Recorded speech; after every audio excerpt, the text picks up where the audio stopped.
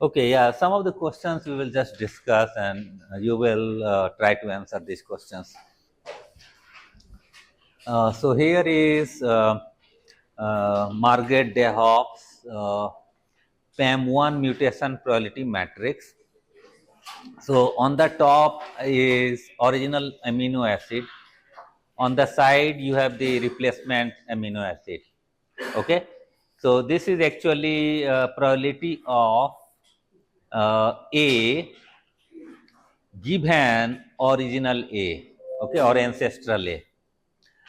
So that is, and the probability is multiplied by 10,000.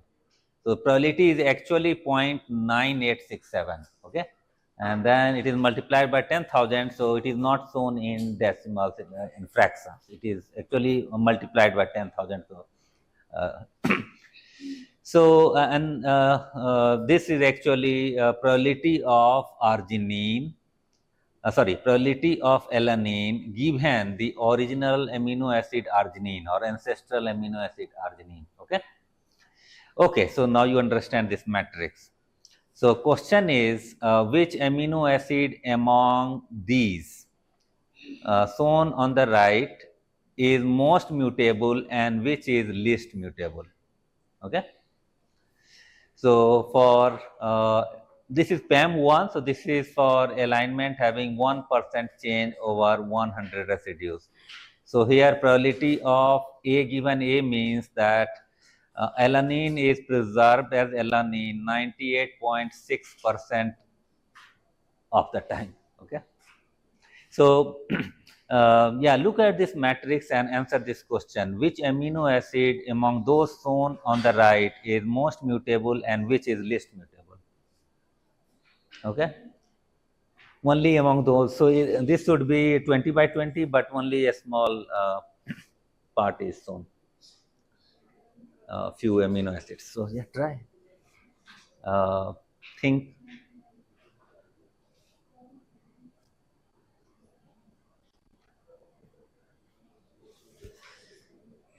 So first, which is most mutable? The first question.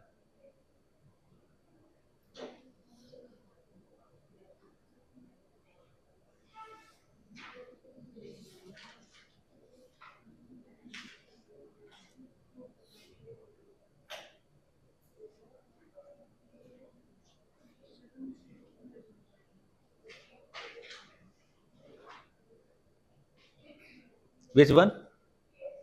ASN. So ASN is most mutable. Why it is so?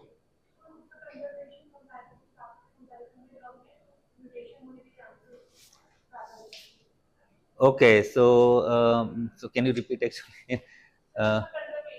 Yes.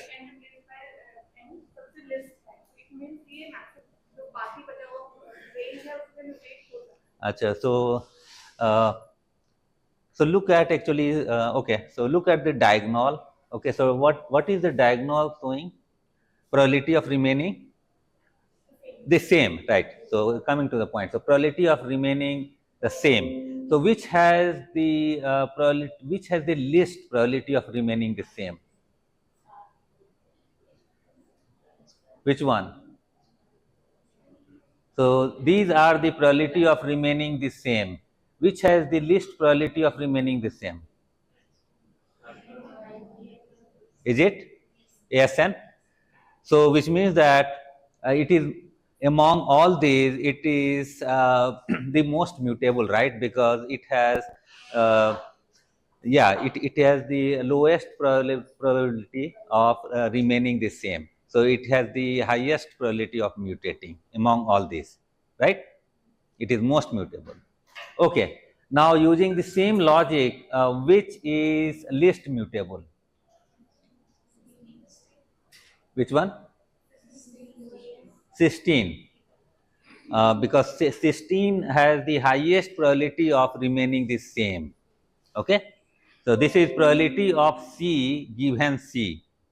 Probability of descendant C given the ancestral C, which is also probability of remaining invariant, which is highest for cysteine. So it is least mutable.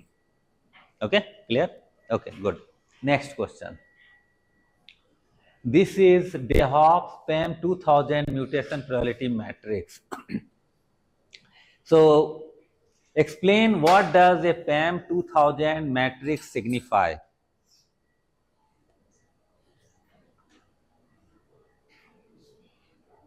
What it means? PAM 2000. 2000 what? Over 100 amino acids. Okay, and other interpretation. So one is okay, 200 substitutions, 200 changes over 100 residues. Other interpretation. Distant relatives.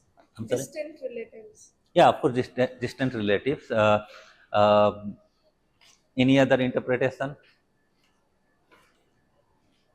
Okay, so PAM1, 1% divergence, but it also represents one evolutionary time unit. Okay, PAM 2000 represents 2000 evolutionary time units, and one evolutionary time unit could be in millions of years. So 2000 could be indicating billions of years of evolution, right? So in billions of years of evolution, something happened. So look at this actually, it seems like something happened. Explain mutation probability value pattern shown here. Why it is like this, right? Because if you look at columns, the columns are the same, and in rows, same values, right? So why so?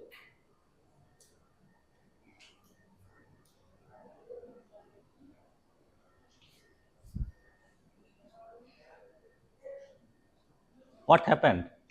So let's look at the first row. First row is probability of A, descendant A given ancestral A. And let's say, okay, I will not write, but yeah, assume that this is for 2000 time units, okay? And then next is probability of probability of A given the ancestral R, okay? So top is original or ancestral, and side is a replacement or the descendant. So probability of A given R, and then next is probability of last, let's write the last, probability of A given G, okay? And I can write here 2000, 2000, 2000. Okay, so why all values are the same? Yeah. Hmm.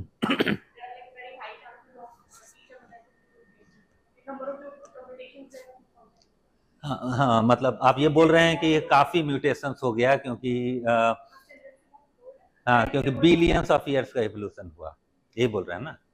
हाँ, सही बात है। तो उससे जो है क्या effect हुआ कि हाँ सब वैल्यू सेम हो गया?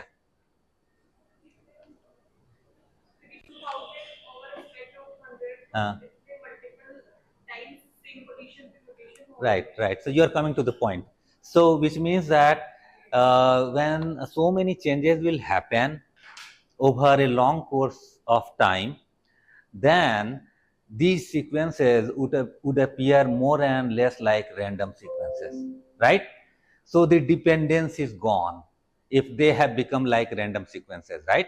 In random sequences, you would assume that the probability of A depending on A that was billions of years ago in the ancestral sequence, that dependence is gone, right? What you are observing today is no longer dependent on what happened billions of years ago. It may depend what happened yesterday, but may not be what happened billions of years ago, right? So, which means that if dependence is gone, then this becomes probability of probability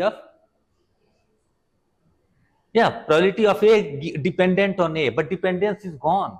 So this becomes probability of A, A, and this becomes probability of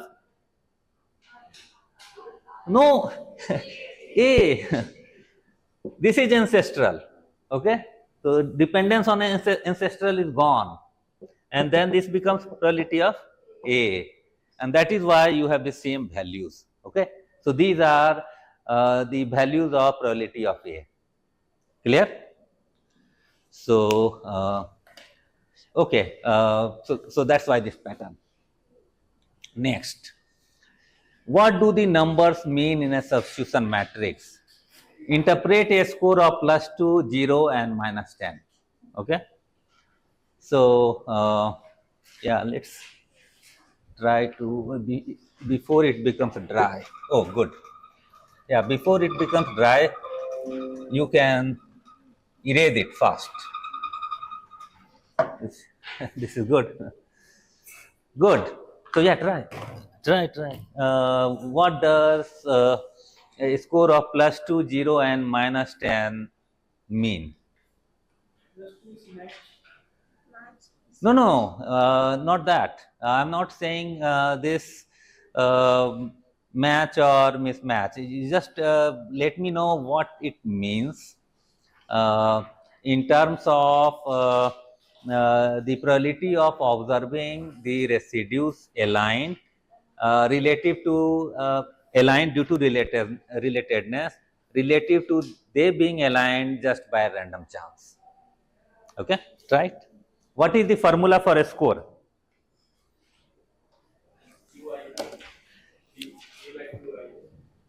Yeah, formula for a score is 10 log 10 base 10 Q A B I J, or let's say A B and P A B, and this is the score for S. Okay, I think this one is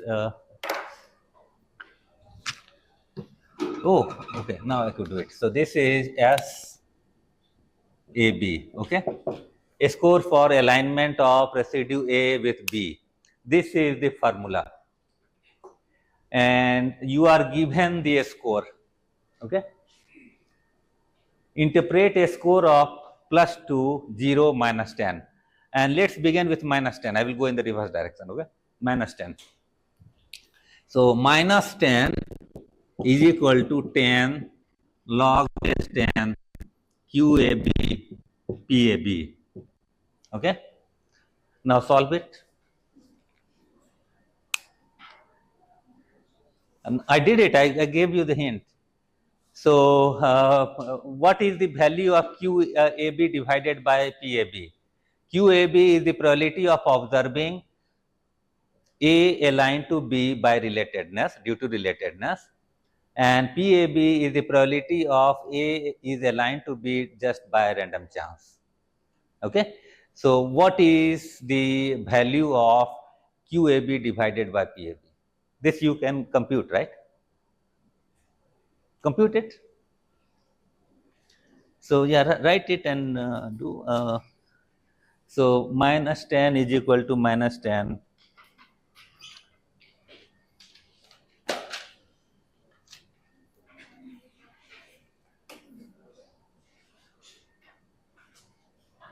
Okay, yeah, -10 is equal to 10 log base 10 QAB divided by PAB. Okay, and now divide both sides by 10. Oh, this is plus, this is not minus, it is plus. Okay, now divide both sides by 10. Then this becomes -1, right? And this 10 will disappear because you are dividing both sides. Okay. Anyone completed? Or not yet? Oh, okay, yeah. I want to get the value of this thing. QAB divided. I want to 10 by 1. No, no, let's check again. There is a mistake. No, 10 raised to the power -1. What is 10 raised to the power what? Just let me know. Yeah, where it is? -1, right? And this is, if you divide it by both, this becomes -1, and this, why this is minus here? This goes away. So what remains here is log 10 QAB divided by PAB, right? This is it. So this log is exponent, base is 10. Okay, so 10 power minus 1 is equal to QAB divided by PAB, right? So this is 1 by 10. 1 by 10. Okay, so could you do it? So this is divide both sides by 10. So this is minus 1 and then logarithm of 10 QAB divided by PAB, right? And remember, logarithm is exponent, base is 10. So what is exponent? Minus 1.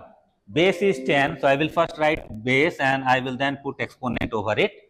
This is equal to QAB PAB. Okay. And then this is 1 by 10 is equal to QAB divided by PAB. Okay. Now interpret it. What it means? The probability of, yes. And yeah, so what is the significance of this? So what it means actually? So what is QAB? The probability of A aligned to B due to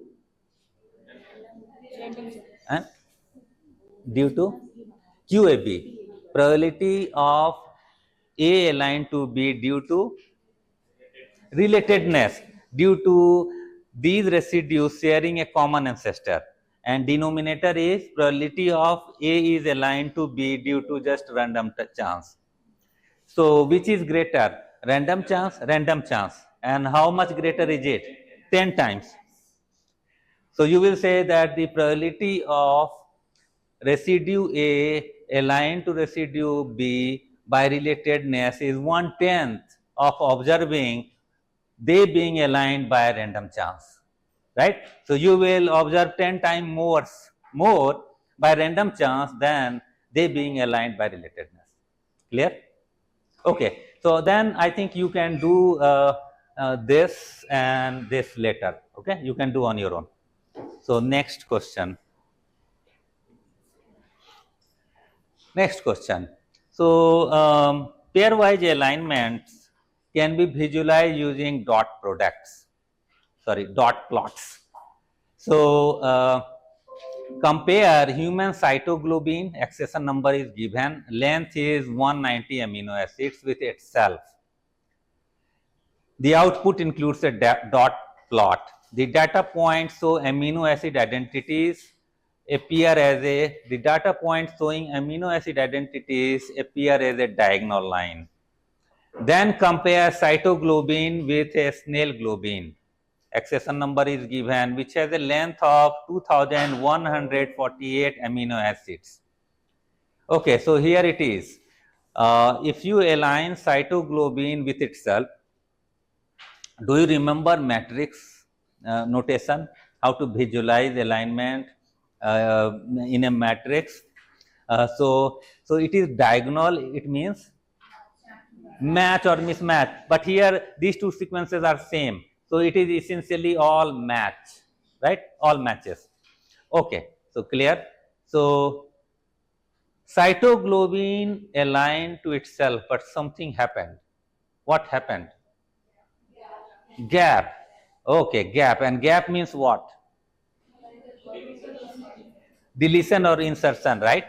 And let's say deletion. Okay. So where deletion? Which sequence has deletion? So sequences are on the x-axis and y-axis. So which of the cytoglobins has the deletion? On y. On y, right? On y. So on x you have 190 residues, on y you have 175. Okay, and deletion happened actually. So you can see this horizontal. So clear, everyone? Okay, so this is a horizontal here, horizontal line, even though it is not shown here. This is horizontal line indicating a region of deletion in one of the sequences, and that sequence is actually on the y-axis. cytoglobin on y-axis has a deletion of 15 nucleotides. Okay. Okay. Next. Okay, we are doing fast. Okay, so here you can see the dot plot pattern for cytoglobin aligned with Snell globin. So can you help me understand what this pattern signifies? So cytoglobin, human cytoglobin is on the x-axis, Snell globin is on the y-axis.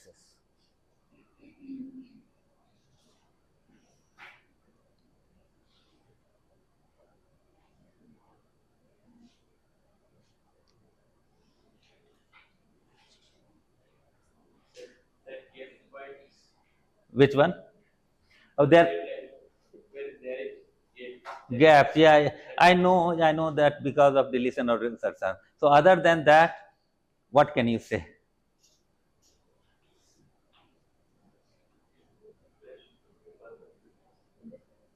I'm sorry. Okay. Other than that, what can you say? So look at the cytoglobin, human cytoglobin. Okay. So from this position to this position, there is a match in Snell globin, right? And that match is from this position to this position. From this to this, there is a match. That's why you are seeing this, right? The first line. Okay. But the same one has again match in the Snell globin from this position to this position, right? And the same one has again match in the Snell globin from this position to this position, and again and again and again. So what is this again and again and again called? Repeat. so, so repeats in Snell globin of a region of cytoglobin. Clear? Okay, very good. So PAMs you understand, right? Evolutionary distance in PAMs. So PAM 1, PAM 0, PAM 1, PAM 10, PAM 50, PAM 100, PAM 250, and so on. So PAM 250 indicates 20% identity. Okay. PAM 250, 20% identity, 80% changes, right? Mismatch. Okay. So question is, okay, so here it is. PAM 1 means two proteins are 99% identical. PAM 80 means 50% differences. Okay. PAM 1 means how much difference? Yeah, 1%. Only 1% change, right? What I'm saying, only 1% change. Okay, good. So yeah, just let me know. I'm still coming out of jet lag, so just let me know. So yeah, PAM 80 is 50% divergence. PAM 250 means 80%. Yeah, PAM 80 50% divergence, 50% changes. PAM 250 80% changes. Okay. Okay. Now the question is, and I want to look at this actually, this region. PAM 250 and higher indicates 20% or less identity. Okay. So 80% or more divergence, PAM 250. So, and this region is called twilight zone because it is difficult to conclude whether two sequences are related when you are in this zone, because it gets closer to what you observe with random sequences. Okay. Okay. So now the question is, okay, question is here: why two proteins with 50% identity may have 80 changes per residues?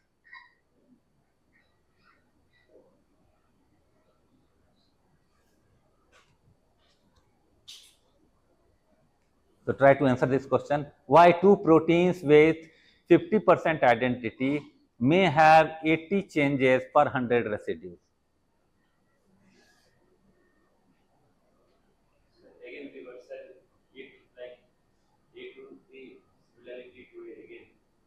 Oh, back mutation. Okay. So for example, L changed to B, B changed to L, right? And there are two changes, but when you align, it is L aligned to L, right? L changed to B and then B changed to L. Back, right. So this is one region, another region.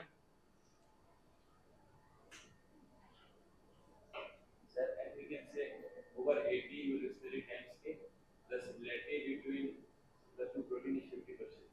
Because 80 is showing the PAM 80. PAM 80. So yeah, so 80 evolutionary time units. There are what did you? 50% similarity between. But why it is so? So this is what I'm asking. So one of the regions you gave back mutation. Any other region you can think of? Similar. No, but yeah, but that's still a mismatch, right? So this is just indicating identities and mismatches. So mismatches could have both positive scores and negative scores. So I'm asking that why it's PAM80, but percent identity is 50. Okay. Why? So one is back mutation, and the other also we discussed that a position can have more than one substitutions. So could have been 10 substitutions at that position, right? But when you are counting, when you align, you count only one substitution, right? So over the course of time, which is 80 evolutionary time units, a position may have undergone substitution 10 times. But when you align, you just count one mismatch, right? On the other hand, there could be some positions that have not changed at all, that are invariant.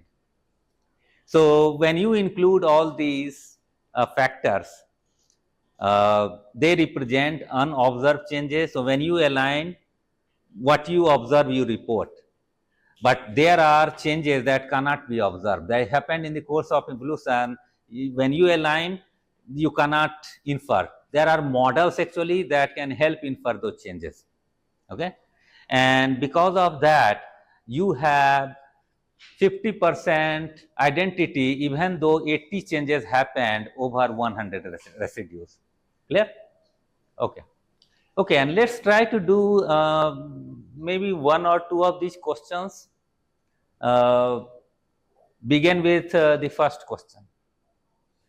Compare modern human mitochondrial DNA to extinct Neanderthal DNA. First, obtain the nucleotide sequence of a mitochondrially encoded gene, for example, cytochrome oxidase. Perform pairwise alignments and record the percent nucleotide identities. Next, obtain human mitochondrial reference genome and extinct Neanderthal mitochondrial reference genome and compare them. Perform pairwise alignment to assess the sequence similarity of cytochrome oxidase for human and rat as well as for human and chicken. Comment on the results and use BLAST for two sequences. So go to BLAST page and select BLAST for two sequences. So you will get two boxes. You have to get the sequences from NCBI. Just enter the accession number, or you can copy paste the sequences and run BLAST. Okay, I think yes.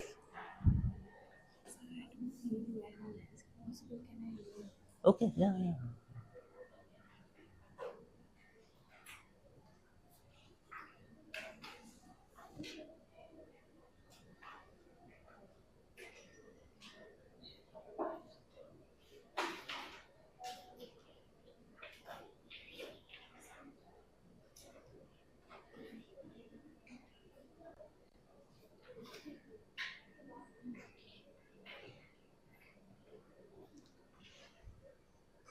And you should let coordinator know that you are not well, so that they can help with whatever medical help or anything that you need. Okay.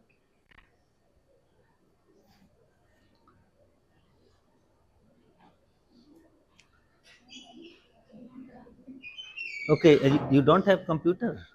Oh, okay, okay, yeah.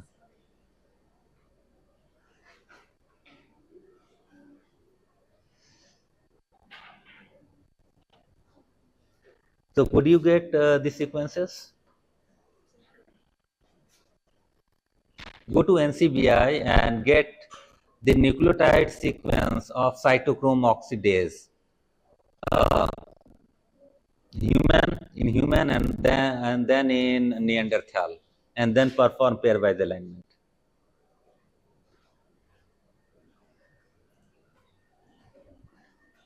So got sequences.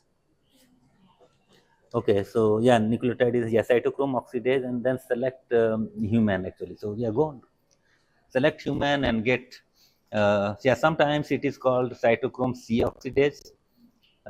So you should be able to. So and COX gene. Okay. So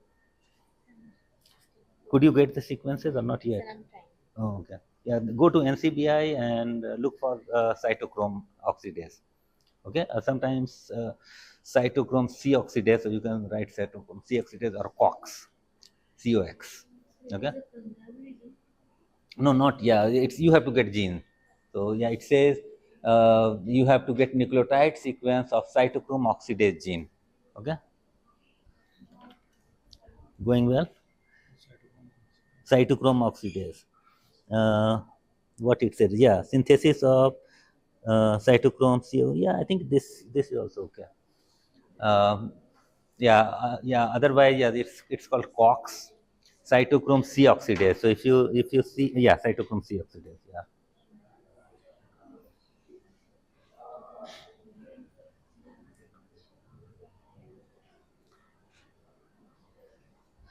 So cytochrome oxidase or cytochrome C oxidase. Okay. Cytochrome C, C Charlie. Okay. So and then oxidase. Okay. Cytochrome C oxidase.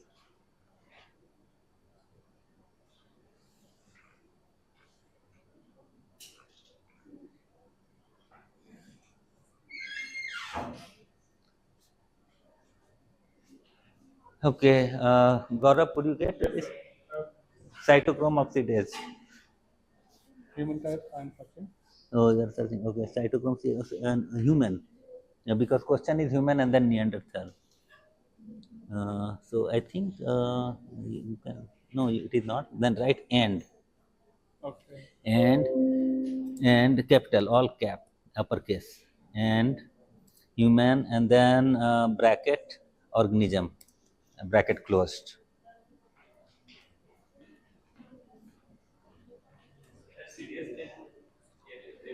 Which one?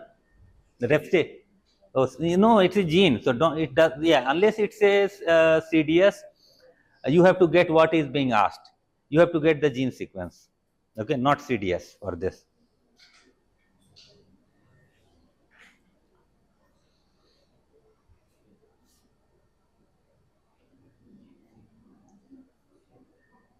And get DNA sequence, not protein sequence.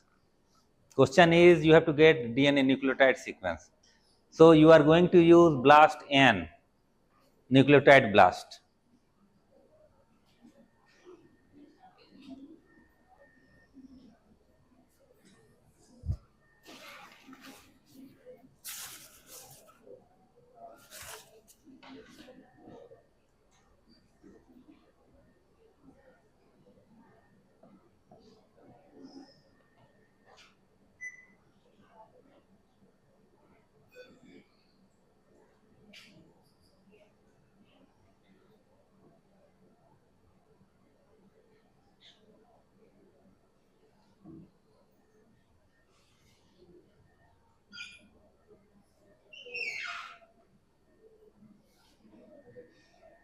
So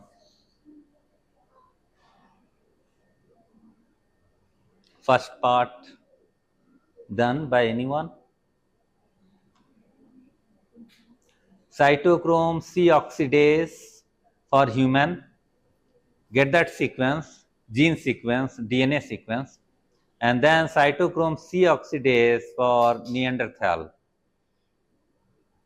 get the DNA sequence for that from NCBI, and then copy paste those sequences or their accession, enter their accession numbers in the two boxes that you will get from nucleotide blast page, and then blast.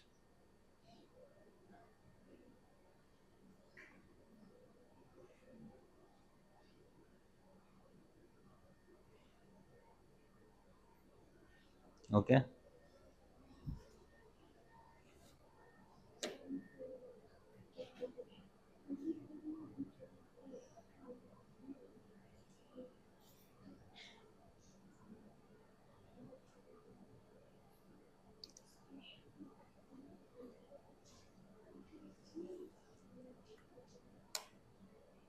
Oh.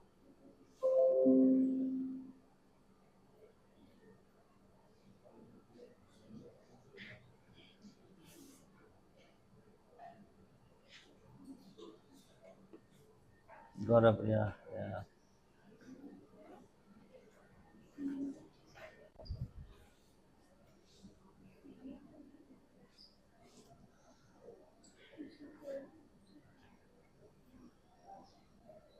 You got both sequences?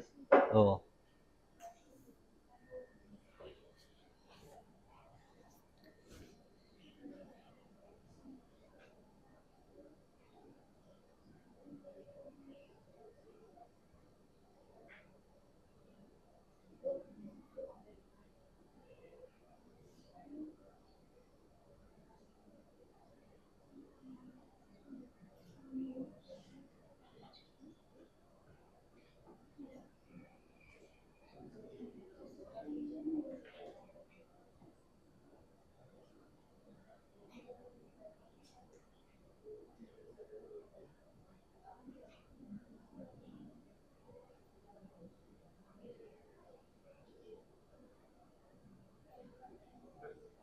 You're connected, great.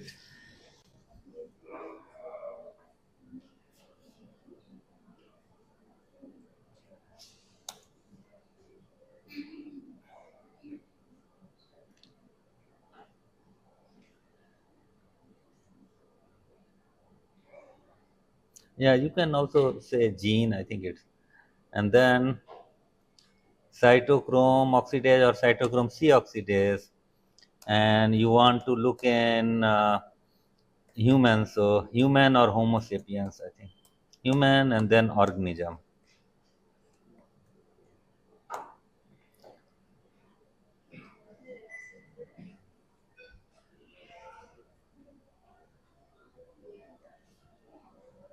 So anyone recorded the identity for the alignment of human cytochrome oxidase with Neanderthal cytochrome oxidase?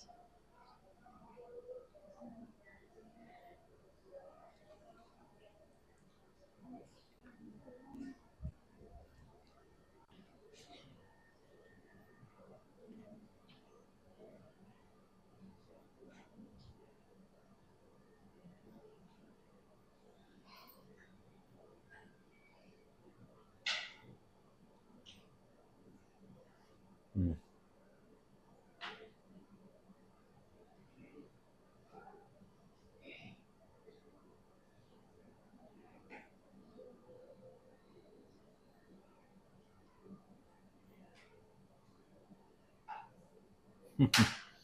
So yeah, be careful actually. Question is mitochondrially encoded. So it should be mitochondrial. Okay. So don't select, for example, this first one is in chromosome 22. And don't select that. Select chromosome MT. Okay, mitochondrial. So I'm just looking at that. I just, because question, if question is saying mitochondrial, then select mitochondrial. And if you have selected CO2 actually, which is cytochrome C oxidase 2, then for Neanderthal also select the same cytochrome C oxidase 2, because you want to have apple to apple comparison, not apple to orange comparison. Okay.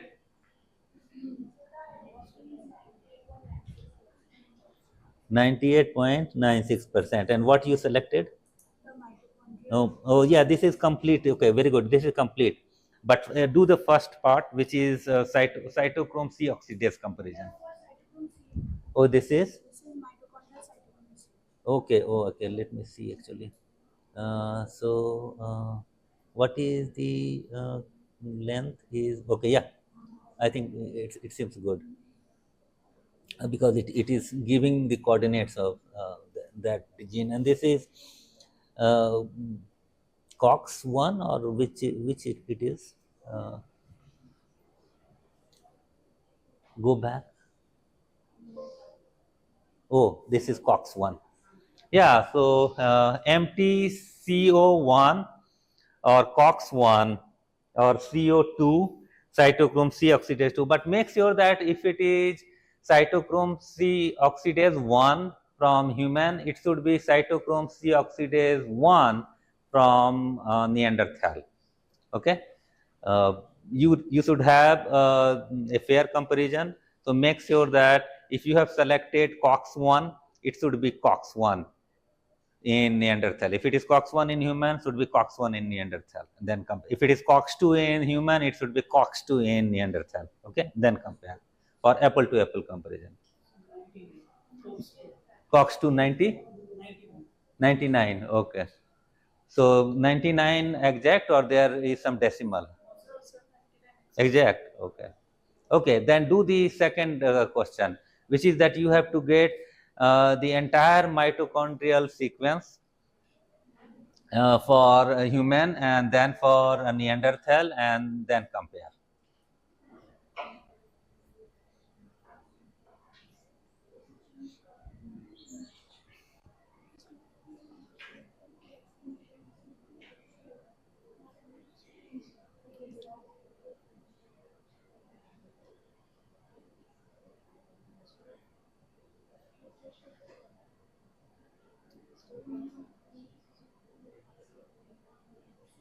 Yes.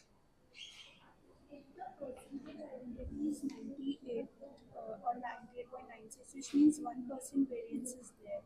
So is the variance this? Oh, you are seeing there. Yeah.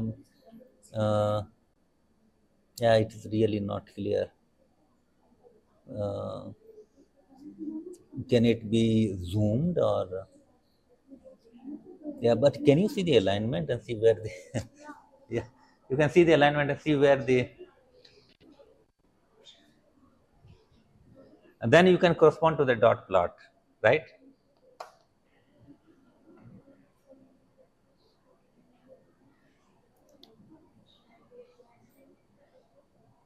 98.99. 98. Okay. So that's 99% almost. Then now do the second part. Perform pairwise alignments of the human mitochondrial reference genome and extinct Neanderthal mitochondrial reference genome. Okay. So second part.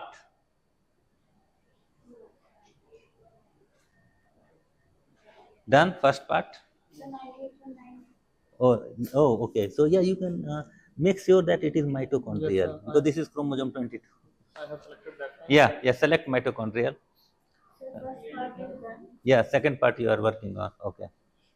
So yeah, you have to get the complete mitochondrial genome of Homo sapiens, and then complete mitochondrial genome of Neanderthal, and that you can get actually if you just in nucleotide, if you will type um, mitochondrial human genome, I think it should come.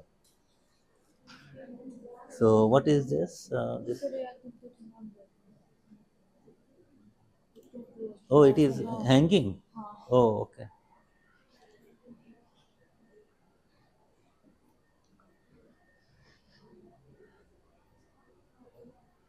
Done. So what is the percent identity for genome, mitochondrial genome alignment? 98.96, not 96. Okay, be careful. 96, 98.96.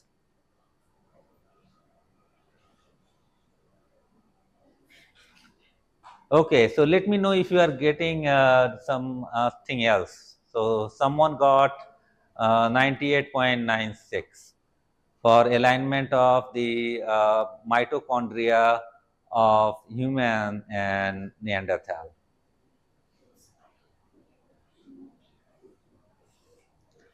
Okay, then you can do the third part. Uh, Human and rat and human and chicken.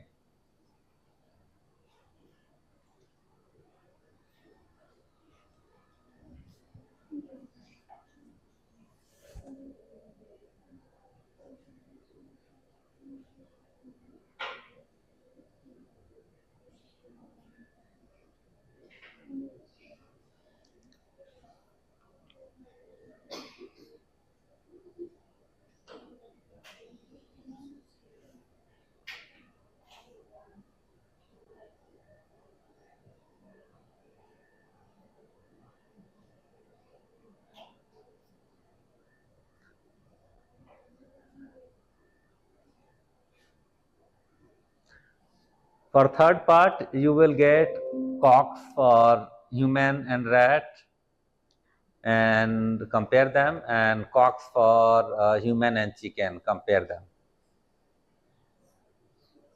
Okay, you have already got cocks for human, so you have to get it for rat and chicken, and then perform pairwise alignment.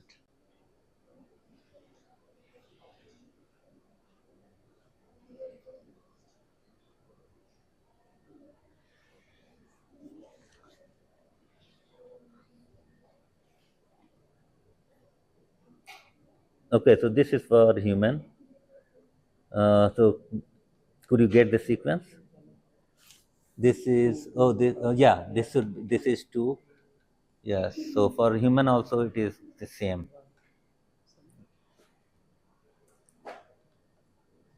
Yeah, and then and no, that's okay. 2, you wanted this for human, right? Because this is for you want cox 2 for human. And then type and yeah, all yeah, and yeah, uppercase, very good. And human bracket organism. Oh, you got it? So Complete mitochondria. mitochondria, oh, 98.61. Okay, okay, and this is complete, right? Okay, so what percentage you had got? 98 point? Oh, there is a little difference and maybe variant. So maybe variant. I think it is close.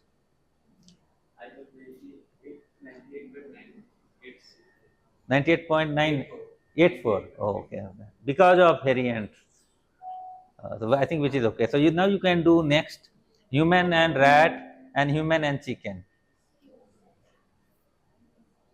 Could you get it? Oh, this is Cox for this is Cox for Neanderthal. And did you got Cox 2 for human? Yes. Yeah, get these sequences. You know how to get, right? So go to bottom actually. Okay. Oh, you got it. Accessor number. Good.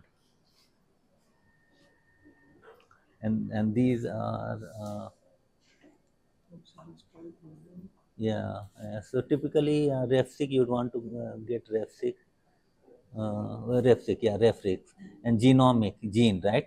So yeah, you can do, or yeah, both are okay actually. And then yeah, type, and then Neanderthal.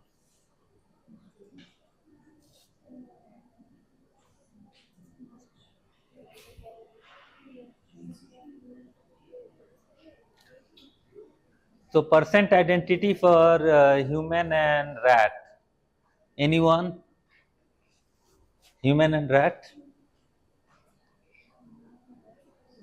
Yes. Human and rat. Cox two. And now do a chicken and cox two only, so that then we can compare between human rat and then human and chicken. So if it is cox two that you have selected, keep cox two throughout. Okay.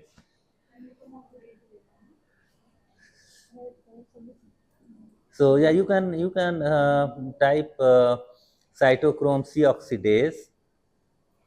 No, yeah, so just delete everything. So cytochrome C oxidase, and then and in uppercase every letter, and rat, and then bracket organism. Okay, enter. So did you see? Yeah, this is COX-1. Okay, so make sure that if you have got COX-1 for rat, it should be COX-1 for human, not COX-2. Okay.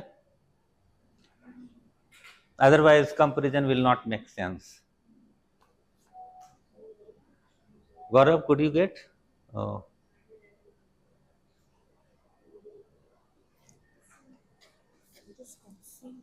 Where? Cytochrome, yeah, no, yeah, cytochrome type, cytochrome C oxidase. Yeah, put here C. Then, and not in, delete in, type and uppercase. And rat, bracket, so you can remove this bracket organism. Oh, what happened?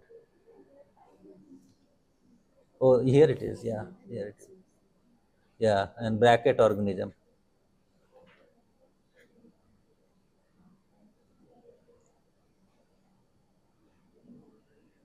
Oh, what's going on? No, for bracket. Okay, can you? Can I try? Okay. Yeah.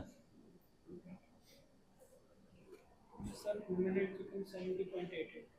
70.88. Okay.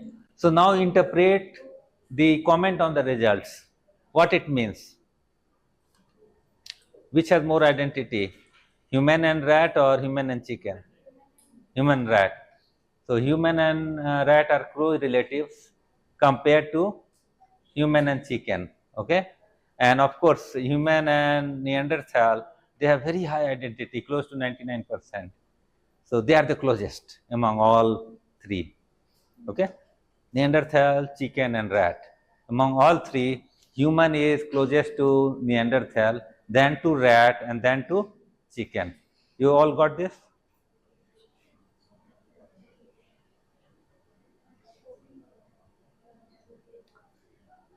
Okay. So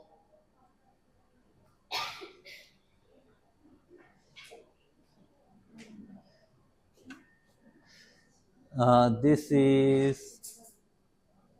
Oh, this is complete. I don't know. I think the question was to get cytochrome C oxidase for rat, not complete mitochondrial genome. So you will type cytochrome C oxidase and then and in uppercase, and then rat in bracket organism. Okay, rat bracket start, organism bracket close. Could you? Okay. Okay, do it.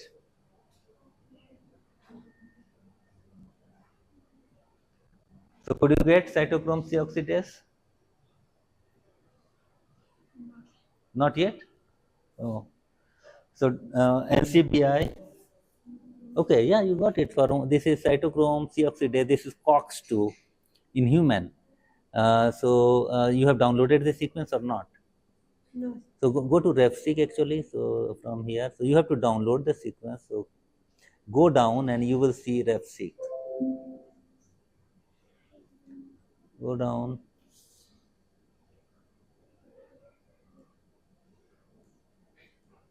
Now you see RefSeq. Okay, so keep going down. Okay, I think you should be able to do better than me. And then here is the gene sequence, genomic, right? And see, this is the accession number, and this is, if you click on this, the FASTA sequence. Okay, so this is, you can copy paste the sequence that will come. So this is for human, and this is only showing the region for COX-1. Why it is taking so much of time?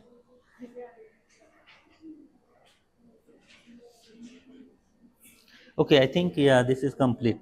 Okay, this is also a, This one is rat. yeah, this is rat. Okay, no, this is human. No, this one is rat. Oh, this one is rat. Okay. Oh, so this is COX1, mitochondrial CO1. Okay, I COX1. also select Homo sapiens also. Oh, COX1. Okay, okay, okay. Then compare. Yes. Oh, is that okay? Uh, so this is Rat and human.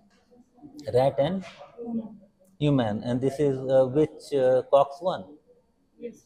Oh, okay, very good. So this is 79%. Okay, and then the human and chicken, right? That you will, Yes. yeah. Uh, so you both are done with. So why not go to then question number 8? You don't have to wait for me.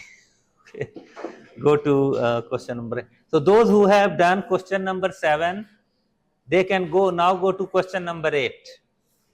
Okay.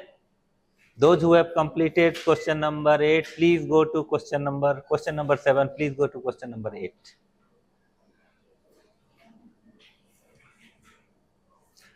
And question number 8 is aphrodisine and odorant binding proteins are both examples of lipocalins. Perform a pairwise alignment of aphrodisine from a rodent, for example, golden hamster, with odorant binding protein from another rodent, Norway rat. Record the percent amino acid identity, the percent similarities, the expect values and bit scores. Which metric is most useful in helping you evaluate their relatedness? Okay, so I think this is simpler. Okay, you have to just get these two sequences and perform blast.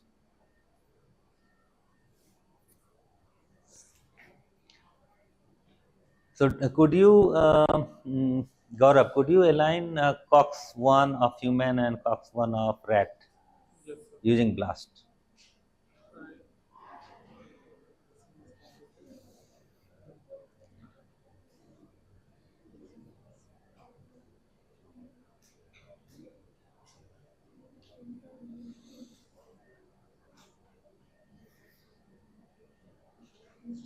Change. Yeah. That's it. No, it's okay because you are just the two boxes, right? So one is this, and yeah, align two sequences. You got two sequences. So then a box should appear here. Okay, so then okay, it disappeared actually. Okay. Yes, This one rat. and then human, This one is human. human, and then blast.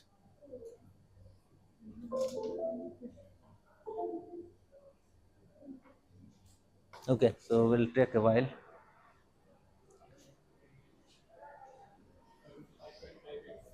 70.5. Oh, that's good. Then human and chicken.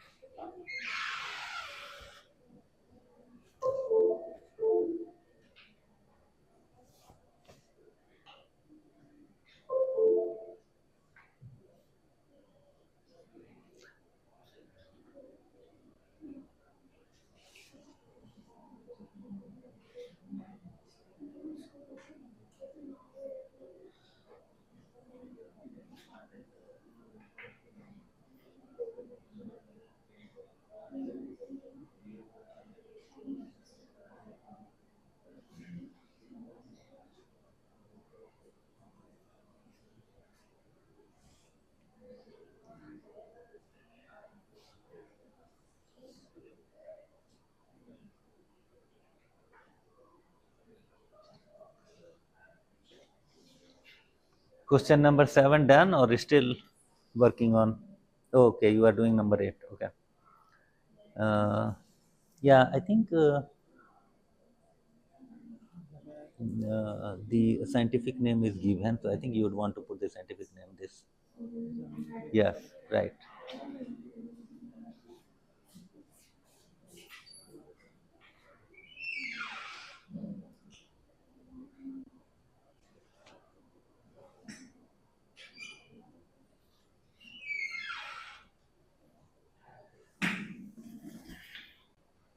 Okay, so some of you are doing question number 8. Could you do it? Complete. So, what is the percent identity? 69% identity. So, let me see. Human multiple. Oh, okay, oh, that one, oh, number 7. So, how much is it? 16. Okay. Yeah. And that human and mouse is 76. No, okay, I think this is good. Now you can try question number 8. So, anyone who has completed question number 8, let me know.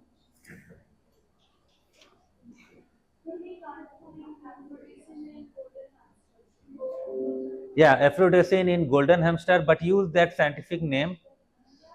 You, you are not able to get it. Surprising. So let me see actually.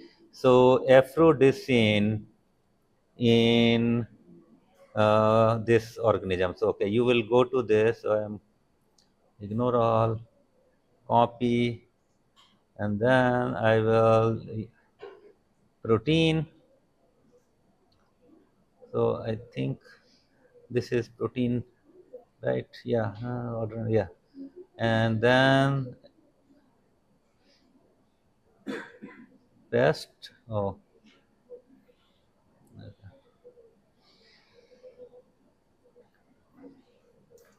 and okay, this one, copy, and then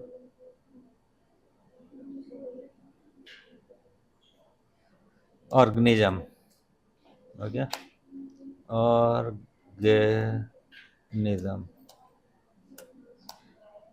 Okay, aphrodisiac and this organism. Let's see. Here it is at the top. NCR protein. Question is protein. Done. Okay, good. Yes. How much? Okay, good. 41.52 is identity for this is question number 8, right? Yes, sir. Okay. Yeah. So, so now can you answer that question? So the question is, so question is not just asking you to report percent identity. It is okay. It is asking you to record percent identity, and in addition, the percent similarity, e value, and bit scores. Okay, and then the question is which metric is most useful in helping you evaluate their relatedness. So look at the values and then let me know which metric you think is most helpful.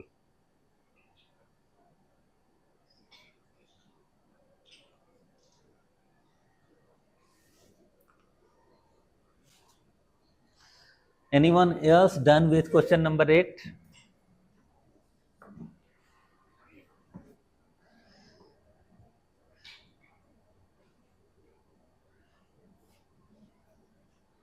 So aphrodisiac from golden hamster, and then odorant binding protein from rat.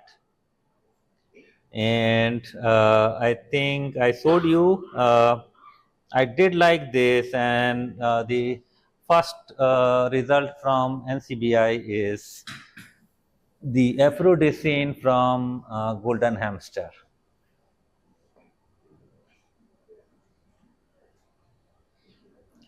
And similarly, you can get odorant binding protein from Norway rat.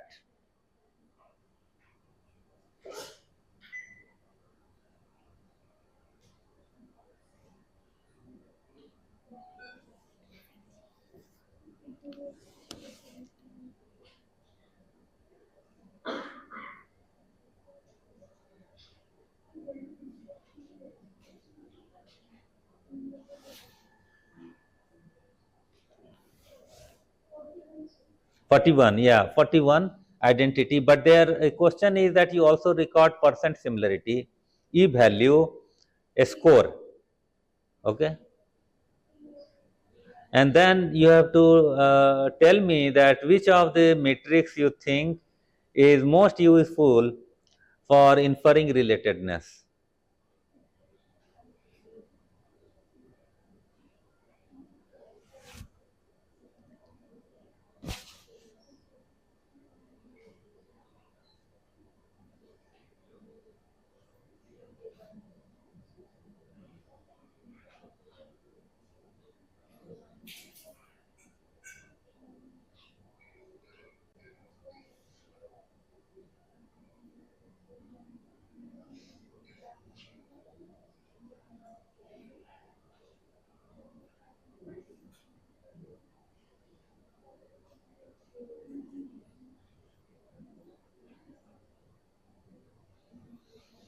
Anyone else done with question number 8?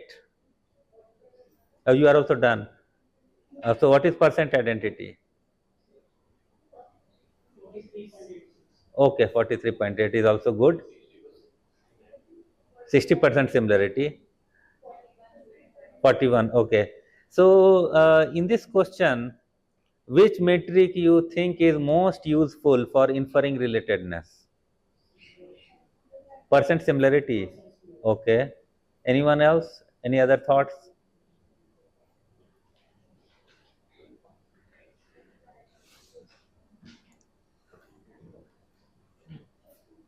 Question number 8 is straightforward. So, and I am showing here how you can get the aphrodisine sequence from golden hamster. Okay. So, similarly, you can get the odorant binding sequence from Norway rat. Use the scientific name of the organisms. Yeah. E value, yes, right. So, yes, someone said percent similarity. There is another answer. So, percent. So, the E value. Any other thoughts?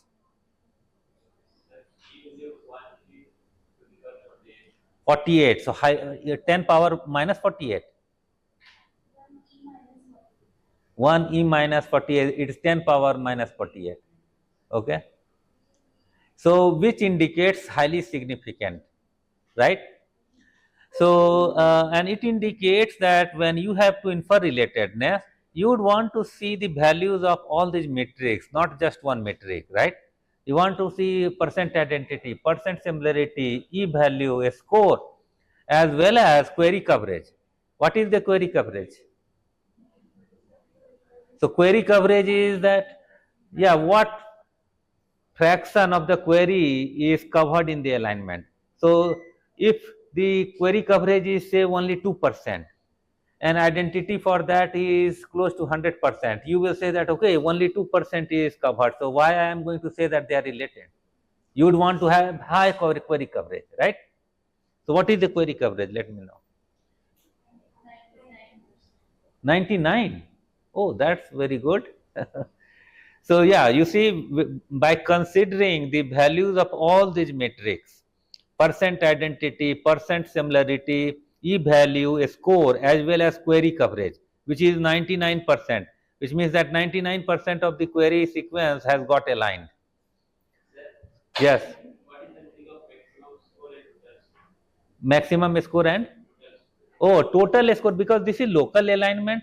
So you can see that if you align two sequences, then there could be 4 alignments, for example, because local alignments. It is finding the domains that are similar. So 4 regions have been aligned and they are shown separately. Okay, so total score will be the sum of these combined, and maximum would be maximum of these 4, right? Sometimes if you have the single alignment outputted by the program, then total score and maximum score will be the same. If you align 2 sequences and BLAST has returned 2 alignments, then the total score would be the sum of these scores and maximum would be the maximum of the 2. Clear? Okay. Okay, good. So yeah, you would want to consider total score, that's fine. So those who have done question number 8 can start question number 9.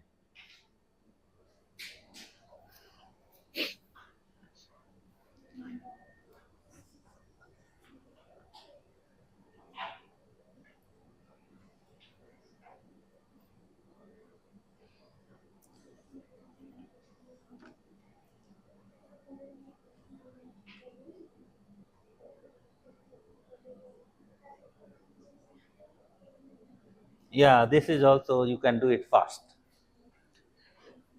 Question number 9. This is a face, Coelocant Litemaria chalumni is a low finned face that has been a full screen. Okay, yes.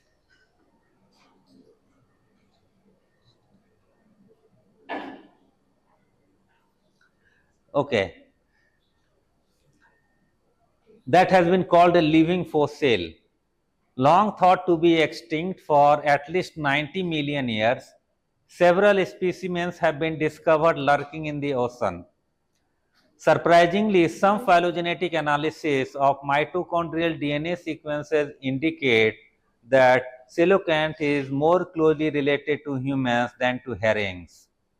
Find the accession numbers for some mitochondrial DNA from human, herring, and coelacanth, and then perform pairwise alignments to decide if you agree.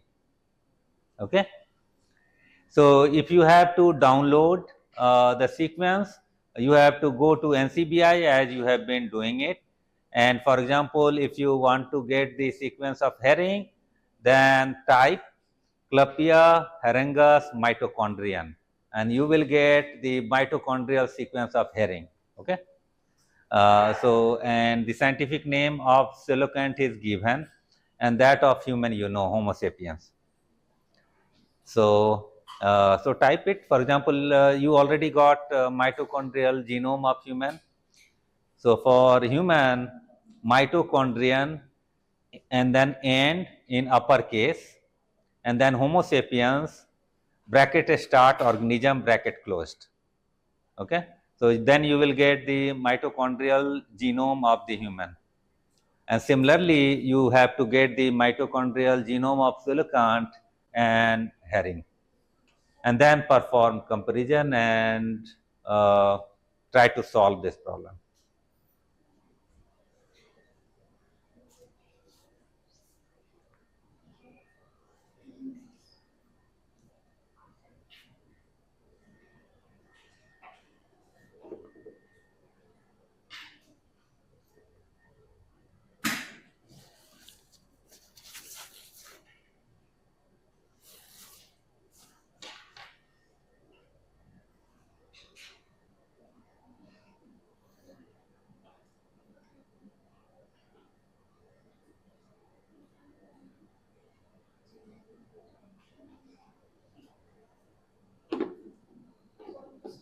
Yes, done.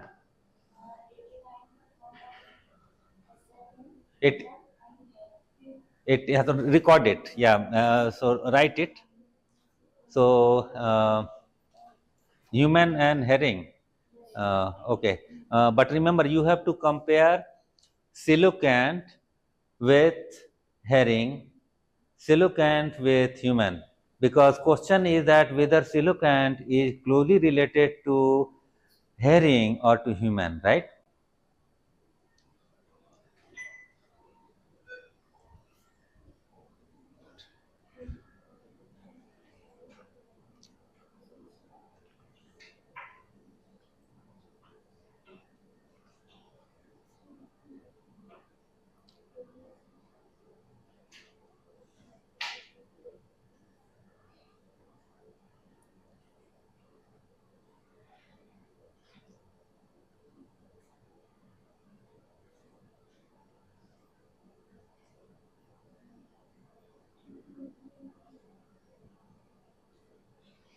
So it is mitochondrial, so you will select nucleotide.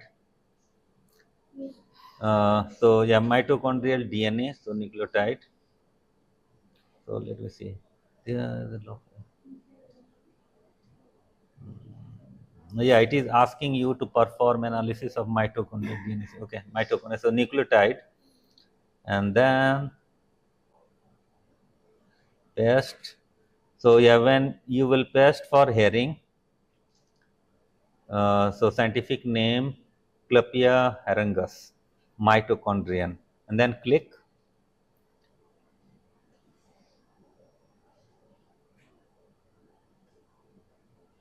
Okay, so and look for complete predicted. So I think complete is number 4. Okay, so just scroll down and look for what you want to download. So I can see complete genome is number 4, 16,701 base pairs. So you will click on this, and actually you can get the FASTA sequence or just use the accession number which is given here.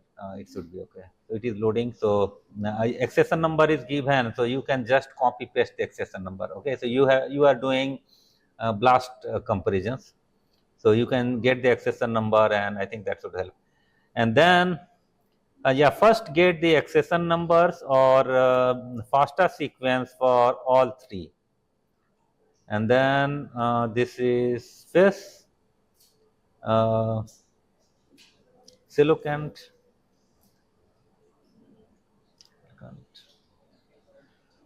So scientific name is Latimeria chelmni, and then search.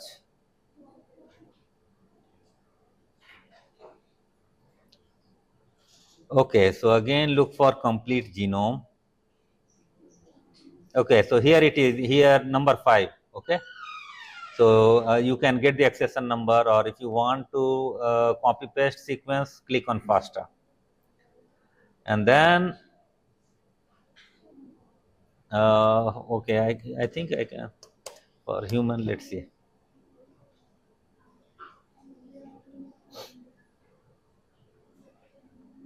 Okay.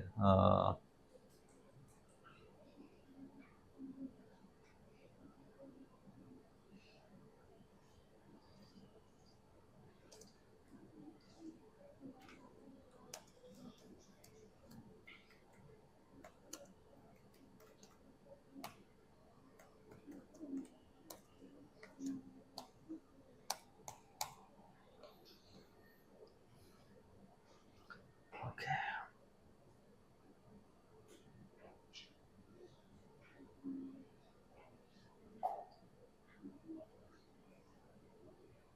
Okay, there are so many. I think any of these should be okay. So many different isolates. So once you have got the sequences, then compare the coelacanth with herring, and then again with human. Done? Okay. So what is the identity for uh, 68 point and coelacanth? So do you agree? So question, where is the question?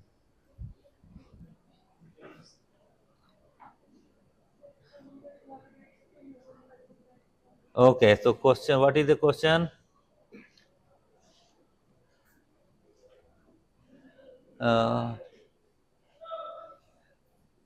Find the accession number, then perform to decide if you agree. Do you agree that coelacanth is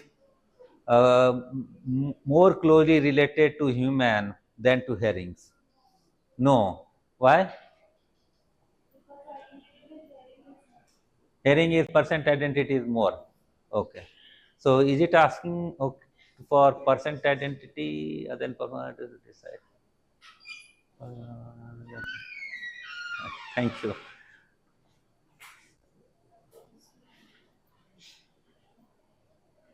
Okay, I think you should look at other. So the question is not just saying that you looked at percent identity. Okay. So look at other metrics also. Unless the question says percent identity, then you are looking at percent identity. So look at other metrics which are percent similarity, e-value, query coverage, all those, and then decide. Okay. Almost same. Percent query coverage almost same. Okay. Yeah. And percent similarity, e-value, look at all those. Both same. Okay. Percent similarity?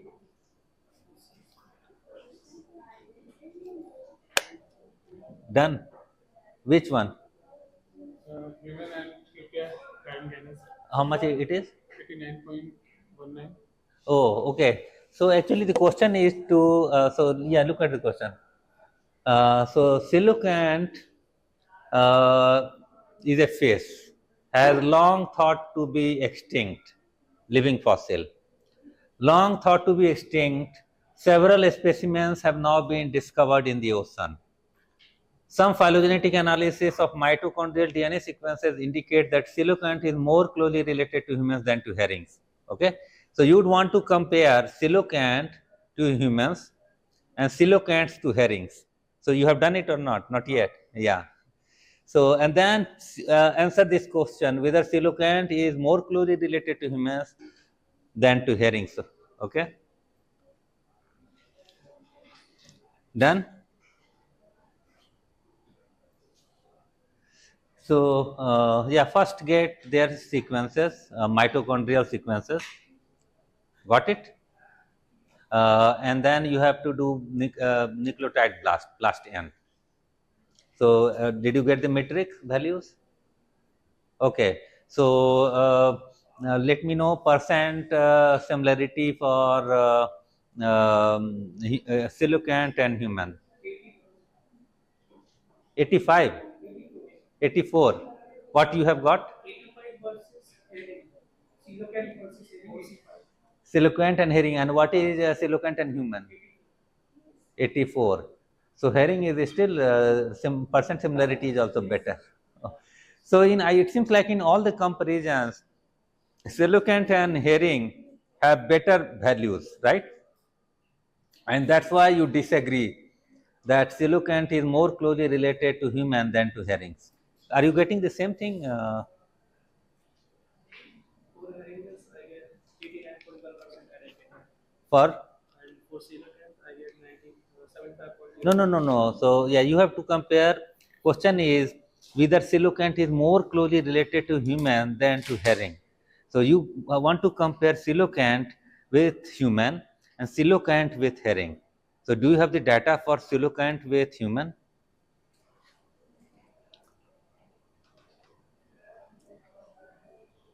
Coelacanth and human. and human? So what is the coelacanth and human? So you okay? For So this is so query is human, and then okay. And okay, so human and coelacanth, and where is coelacanth and no? I think this is human and herring. You have to also compare coelacanth with herring, right? yes. So that is missing. So you should do it. So you because the question is whether coelacanth is closely related to human than to herring. So you have to compare coelacanth with human and coelacanth with herring, right? Then you would be able to conclude which one is closely related. So make sure that you do that.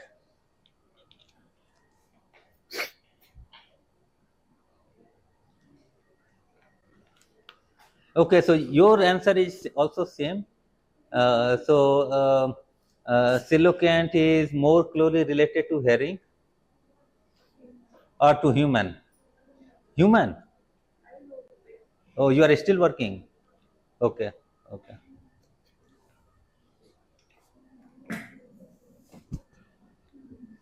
Make sure that it's complete mitochondrial sequence as asked, and I see that it's over 16,000 base pairs, between 16,000 and 17,000 base pairs for all three, I think, right? Yeah, it seems like. And then, because the question is being asked whether coelacanth is more closely related to human than to herring, you have to compare coelacanth to human and coelacanth to herring, and then conclude whether coelacanth is more closer to human than to herring.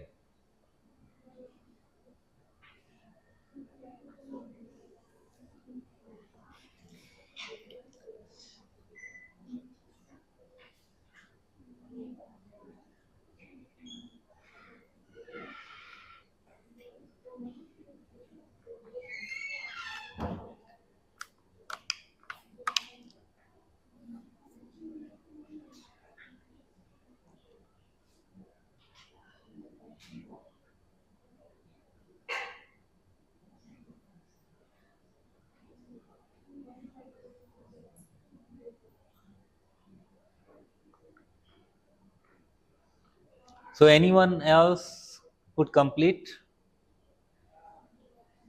Oh, you did? So what is the percent identity for coelacanth and human? How much? And coelacanth and herring. Oh, you are doing? Oh, okay. Do it. Do it.